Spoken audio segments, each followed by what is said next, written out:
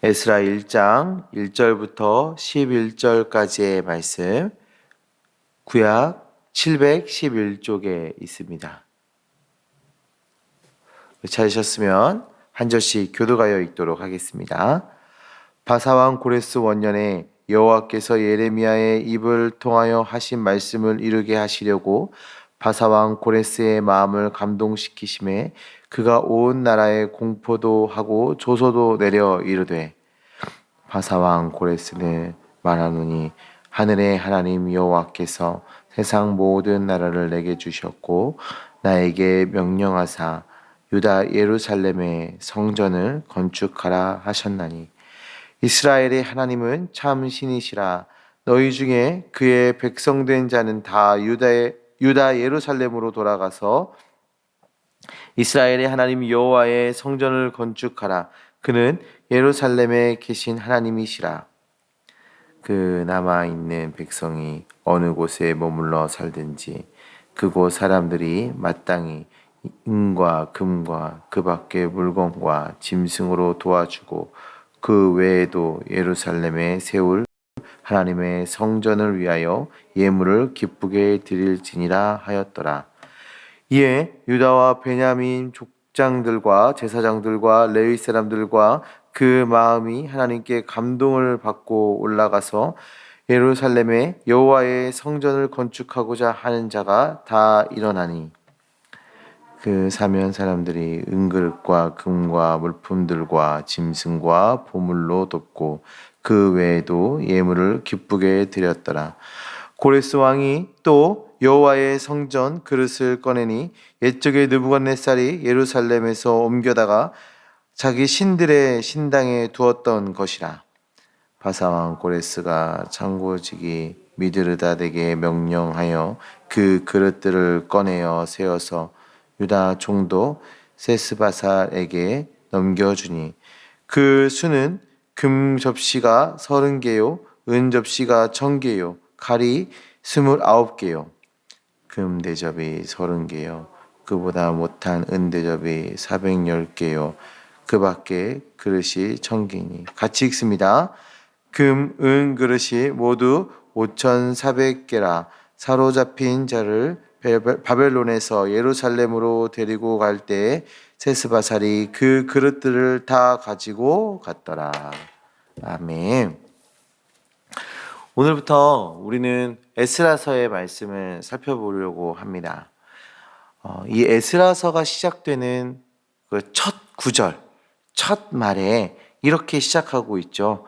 바사왕 고레스 원년에 라고 시작하고 있습니다. 이 문구는 지금 일어난 이 에스라서에서 일어난 이 사건이 역사적 사실임을 명시하고 있는 거예요. 그러니까 어떠한 이야기가 아니라 실질적으로 일어난 역사적 사실이다라는 것을 말하고 있는 거죠. 그리고 구약의 대부분 그 이방 나라의 왕들은 어떠한 모양으로 사용되어지고 있습니까? 어떠한 역할을 감당하고 있습니까? 이스라엘이 하나님을 멀리하고 범죄하였을 때 하나님께서는 이방 나라들을 들어서 이스라엘을 징계하는 징계의 도구로 이방 나라의 왕들을 사용하셨습니다. 그런데 오늘 본문에 드러나는 이 바사왕 고레스는 다른 모양으로 하나님께서 사용하고 계심을 볼 수가 있습니다. 예레미야 선지자는 이스라엘의 다음과 같은 예언을 했는데요. 예레미야 25장 11절 12절의 말씀입니다. 제가 읽어드리겠습니다. 이 모든 땅이 폐허가 되어 놀랄 일이 될 것이며 이 민족들은 70년 동안 바벨론의 왕을 섬기리라.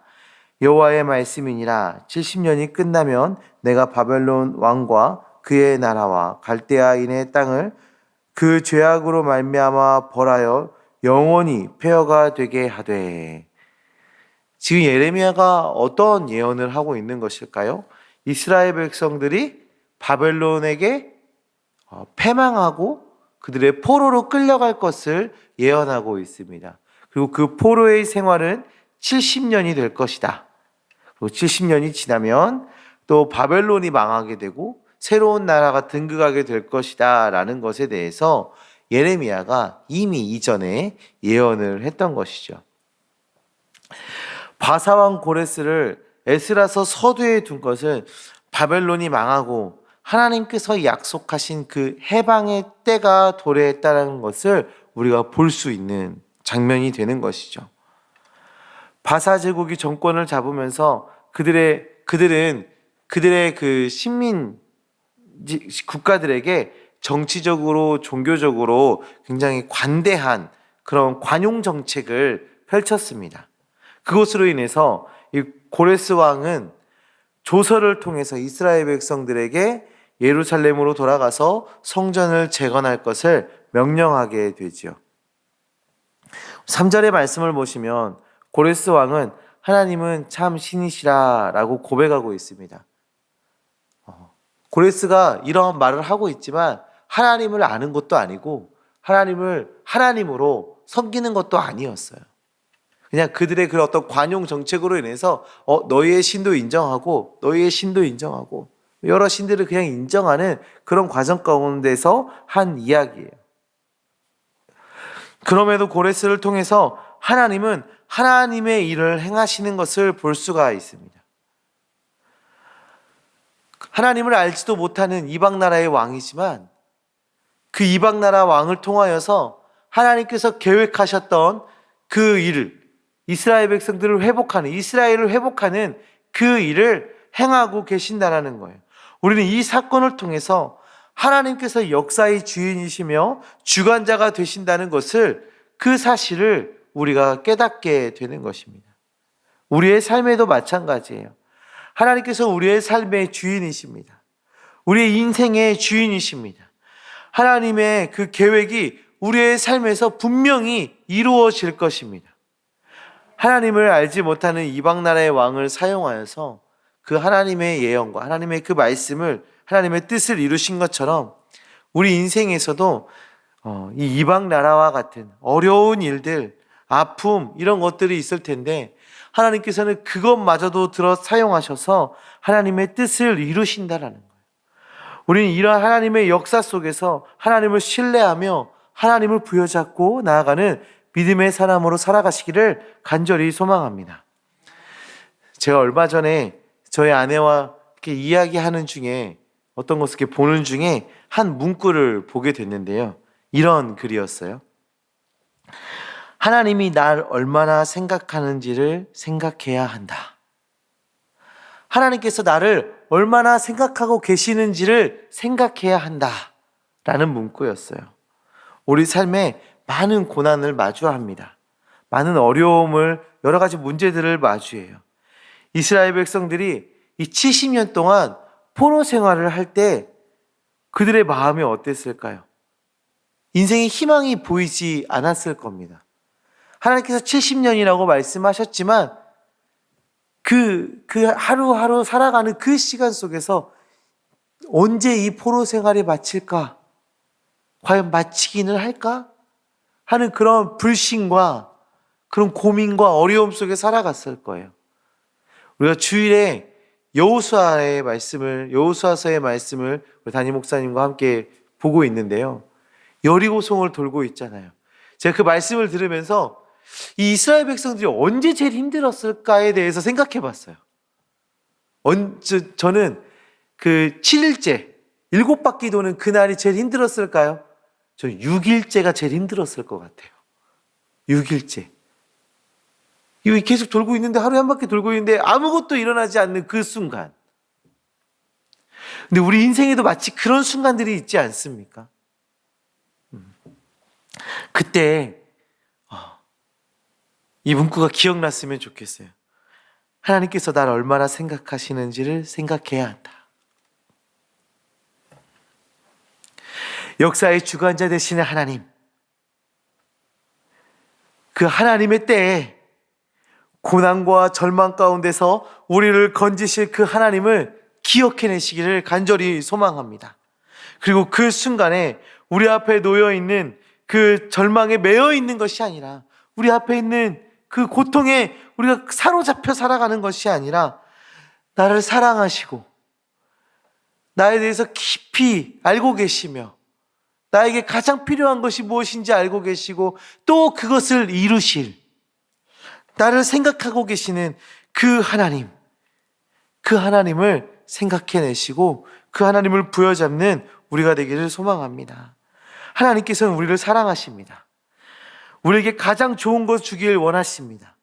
이 고레스 왕이 7절 말씀 이하에 7절 이하의 말씀을 보시면 이 고레스 왕이 예루살렘 성전에서 가지고 나온 성전의 물품들을 다시 예루살렘 성전으로 가져 놓을 것을 명령하고 있는 것을 볼 수 있습니다. 이스라엘 백성들에게 성전을 재건하는 일, 또 그것을 위해서 재정적으로 여러 가지 도움을 주는 그 일보다 이 성전의 물품을 제자리에 가져다 놓는다는 것, 이것은 더 큰 위로가 되었을 거예요. 성전이 무너지고 그 안에 있는 물품들이 다 약탈되는 그 순간 이스라엘 백성들이 느꼈던 그 절망을 완전히 회복시키시는 거예요. 그들이 생각했던, 인간이 생각하는 그것보다 더 완전한 것으로 하나님은 회복을 이루시는 것입니다. 이렇게 하나님께서는 우리를 사랑하셔서 우리에게 필요한 것을, 우리에게 가장 합당한 것을 우리에게 허락하실 거예요. 우리가 생각하고 있는 것보다 더 완벽한 것으로, 완전한 것으로 하나님께서 이루실 것입니다. 하나도 틀림없이 이루실 것입니다. 그 하나님의 사랑을 우리가 기억하며 지금 우리에게 놓여있는 그 고난 담대히 이겨내시고 사랑의 주님을 경험하며 그 능력의 주님을, 우리 인생의 주인 되신 그 주님을 경험하며 살아가는 우리 성도님들 되시기를 간절히 소망합니다. 오늘 하루에도 우리의 문제들을 주님께 다 내어 맡기시길 소망합니다. 하나님 바라보시길 소망합니다. 하나님 부여잡으시고 그 능력의 하나님과 함께 동행하시는 오늘 하루 되어지시기를 간절히 소망합니다. 기도하시겠습니다. 하나님 아버지 감사합니다. 주님, 우리를 사랑해 주셔서 주의 백성 삼아 주시고, 하나님 우리를 사랑해 주셔서 우리에게 가장 좋은 것으로, 가장 합당한 것으로 우리에게 제공하여 주시는 주님 정말 감사합니다. 하나님, 우리 앞에 많은 어려움이 있습니다. 하나님, 우리 앞에 여러 가지 문제들이 놓여져 있습니다. 주님, 함께하여 주셔서 하나님 아버지, 그런 문제에 우리가 사로잡혀 매여 있는 것이 아니라 하나님 우리를 생각하고 계시고 우리를 귀히 여겨주시고 우리를 사랑해 주신 그 하나님께 그 모든 문제 맡기며 또 하나님께서 우리에게 베푸실 그 놀라운 역사를 기대하며 살아가는 우리 되어질 수 있도록 주여 역사하여 주시옵소서. 혹시라도 끝이 보이지 않는 절망 가운데 놓여있는 주의 백성들이 있습니까? 찾아가시고 위로하여 주시고 역사하여 주시옵소서. 예수 그리스도의 이름으로 기도합니다. 아멘.